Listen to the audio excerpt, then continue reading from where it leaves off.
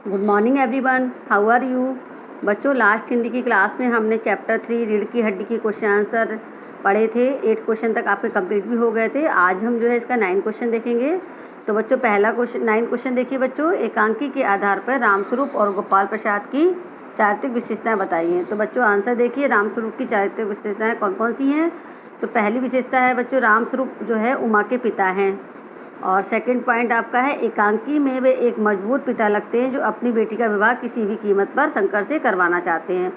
तो बच्चों यहाँ पर एकांकी नाटक में ये बताया गया है रीढ़ की हड्डी में कि वह एक मजबूत पिता हैं जो अपनी पढ़ी लिखी बेटी का विवाह किसी भी कीमत पर शंकर से करवाना चाहते हैं।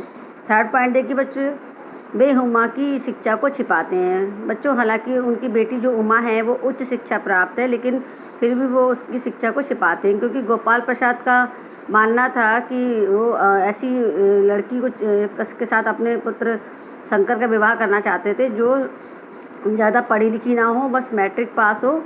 इसी कारण बस जो है वे जो है उमा के पिता रामस्वरूप जो है उनसे अपनी बेटी की उच्च शिक्षा के बारे में छिपाते हैं। वो किसी भी कीमत पे चाहते हैं कि हम मेरी बेटी का विवाह इनके बेटे यानी गोपाल प्रसाद के बेटे शंकर से हो जाए। इसी कारण बस वे जो है उमा की शिक्षा को छिपाते हैं। थर्ड पॉइंट देखिए बच्चों, समाज के डर से और एक अच्छे रिश्ते को बचाने के लिए वे अपनी बेटी से दिखावा करने तथा झूठ बोलने के लिए विवश करते हैं।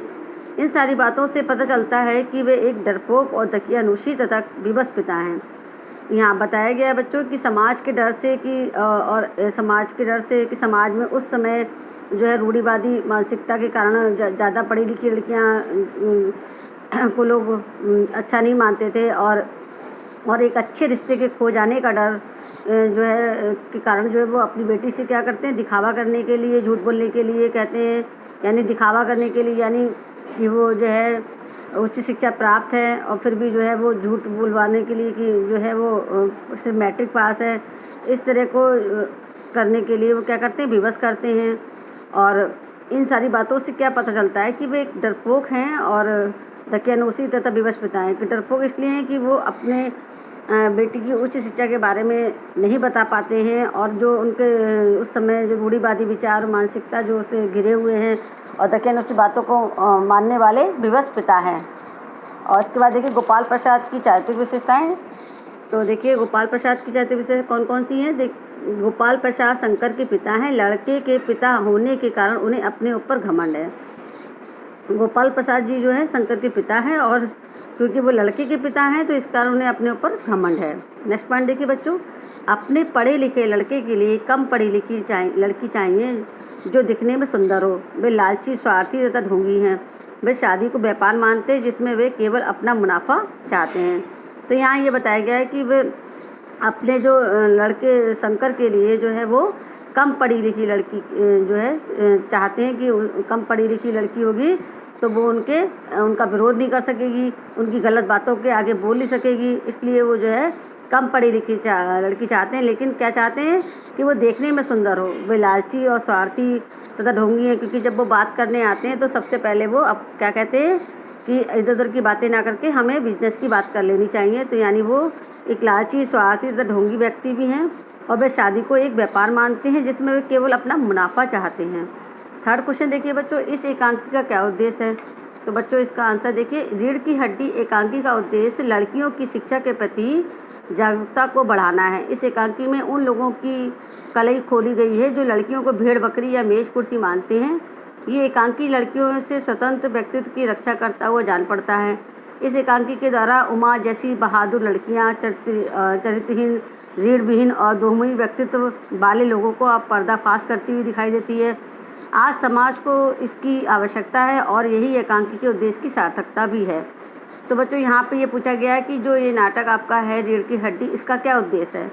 तो आंसर ये है कि रीढ़ की हड्डी एकांकी जो नाटक लिखा गया है, एकांकी नाटक जो, उसमें क्या बताया गया है कि उसमें उसका मुख्य उद्देश्य क्या है कि लड़कियों को जो है शिक्षा के प्रति जागरूक करना। कि लड़कियों को उस समय जो है जिस समय ये एकांकी लिखा गया था उस समय लड़कियों की शिक्षा पर कोई विशेष ध्यान नहीं दिया जाता था। उस समय जो है अगर कोई लड़की अगर शिक्षा प्राप्त भी कर ले तो बहुत बड़ी बात मानी जाती थी, और उस समय बहुत कम पढ़ी लिखी लड़कियां थी, क्योंकि घर में लोग, घर के लोग ज़्यादा पसंद नहीं करते थे, तो उस समय जो है लड़कियों की शिक्षा के प्रति जागरूक करने का एक प्रयास है और जागरूकता को बढ़ाने का प्रयास है। और इस एकांकी में उन लोगों की कलई खुलना यानी उनकी पोल खुलना भी है जो लड़कियों को भेड़ बकरी या मेज कुर्सी मानते हैं। और ये एकांकी जो लड़कियों को स्वतंत्र व्यक्तित्व की रक्षा करता हुआ जान पड़ता है, यानी लड़कियों का जो अपनी उनकी जो पर्सनालिटी है यानी उनका व्यक्तित्व है उसकी रक्षा करता हुआ भी जान पड़ता है कि किस तरह से उसने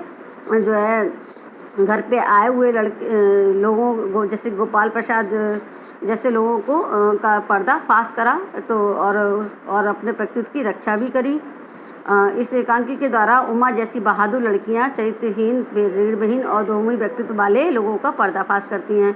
इस एकांकी के माध्यम से उमा द्वारा जो है बहादुर लड़कियों के द्वारा जो है चरित्रहीन और जो समाज में रीढ़विहीन जो है दोमुखी यानी दोहरे व्यक्तित्व वाले लोगों का पर्दाफाश करता हुआ भी दिखाई देता है। यानी उमा ने जो है ऐसे लोगों का जो है पर्दाफाश करा है, जैसे कि गोपाल प्रसाद और उसके बेटे शंकर का, कि इस तरह से आज समाज को इसकी आवश्यकता है और यही एकांकी के उद्देश्य की सार्थकता भी है। और आज हमारे समाज में ऐसी ही लड़कियों की आवश्यकता है और जो एकांकी का उद्देश्य है वो की जो है उद्देश्य की सार्थकता भी है, यानी जो जिस उद्देश्य से एकांकी लिखा गया है उसकी सार्थकता भी इसी में है कि जो है समाज में ऐसी लड़कियों की जो है बहुत ही आवश्यकता है।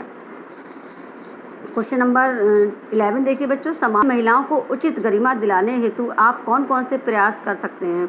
तो देखिए, समाज में महिला वर्ग को उच्च शिक्षा दिलाने, उच्च स्थान दिलाने के लिए हम निम्नलिखित प्रयास कर सकते हैं, जैसे कि समाज के साथ साथ परिवार में भी महिलाओं को उचित सम्मान दिलाकर, यानी हम यहाँ पे कहने का अर्थ ये है कि समाज में के परिवार, समाज के साथ साथ परिवार में अगर हम समाज का सुधार करेंगे तो पहले हमें अपने परिवार का सुधार करना होगा। यानी जो हमारे परिवार में महिलाएं हैं हमें उचित उनको जो है उच्च सम्मान दिलाकर हम जो है समाज में महिलाओं की उचित गरिमा को दिला सकते हैं।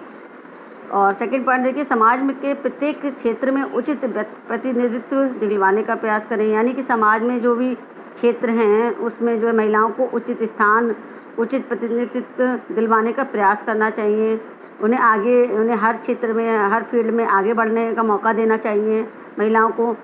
और थर्ड पॉइंट देखिए बच्चों, पिता अथवा पति की संपत्ति में उनको हक दिलवाकर, यानी ये क्या होता है बच्चों कि पिता की संपत्ति में पुत्रों का अधिकार होता है और पति की संपत्ति में जो है बच्चों का अधिकार होता है। लेकिन हमें अगर हम समाज में महिलाओं की उचित गरिमा को दिलाना चाहते हैं तो हमें क्या करना चाहिए कि पिता और पति की संपत्ति में उनको जो है उनका हक दिलवाकर हम उनकी गरिमा को बना रख सकते हैं।